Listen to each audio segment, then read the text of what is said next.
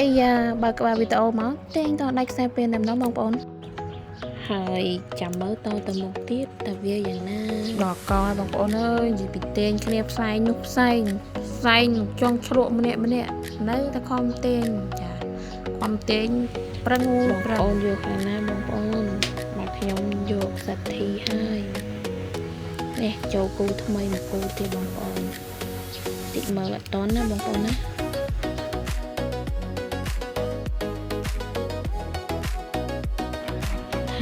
បងប្អូនយកខាងណាខ្ញុំយកសទ្ធីហើយព្រោះសទ្ធី140សិតតែជាក្មួយរបស់ខ្ញុំអ្នកទាញចាំយ៉ាងណាឆ្នេះឬចាញ់គឺថា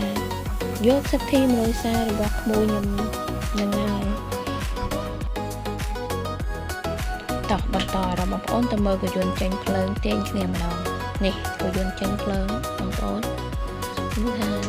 ក្មួយខ្ញុំកែច្នៃពេញទំហឹងដល់កយន្តចេញភ្លើងចាគឺថាទេញជាមួយគេមិនអស់ចិត្តទេបងប្អូនតិចទៀតទេញជាមួយគ្នាឯងនេះក៏យន្តក្មួយខ្ញុំចាញ់ភ្លើងខៀវនេះតិចទៀតតែទេញឈ្នះបន្តិចទៀតក៏ទៅទេញជាមួយគ្នាឯងចាំមើលយ៉ាងម៉េចដែរនេះចូលហើយឡើយក៏យន្តទេញជាមួយគ្នាឯងគឺក្មួយខ្ញុំទាំងអស់ណាទេញជាមួយគ្នាឯងចង់ដឹងកម្លាំងក៏យន្តគ្នាឯងថាខ្លាំងប៉ុណ្ណាធ្លាប់តែឈ្នះគេពេលនេះគេឈ្នះវិញអារម្មណ៍នៅតែសប្បាយដដែលម្ល៉េះទេចាញ់ឈ្នះគឺជាគ្នាឯងទាំងអស់បងប្អូនទាំងអស់ថាទេញអលត់ម្ដងហើយមិនអស់ចិត្តទេញលើកទី2ម្ដងទៀតដើម្បីឲ្យដឹងសខ្មៅថាវាយ៉ាងម៉េចទៅជាយ៉ាងម៉េចអ្វីគឺជាអ្វីពេលលើកទី2នៅតែចាញ់ដដែលលើកនេះទេញជាមួយនឹងសទ្ធីជាមួយនឹងអធីម្ដងបងប្អូនទេញលើកទី1ចាស្មើចាចាំមើលលើកទី2ទាំងអស់គ្នាលើកទី2ហ្នឹងទៅជាយ៉ាងណាដែរចាំមើលណា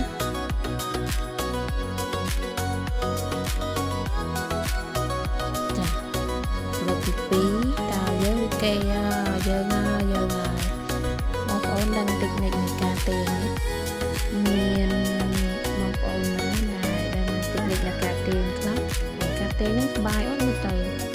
តាមខ្ញុំមើលវាជាសប្បាយហើយព្រោះខ្ញុំទៅមើលផ្ទាល់ថតរហូតដែរទាញម្ដងទេថា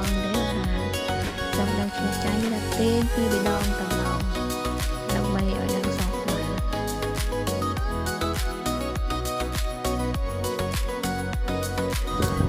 នេះជាវីដេអូទេញគ្នា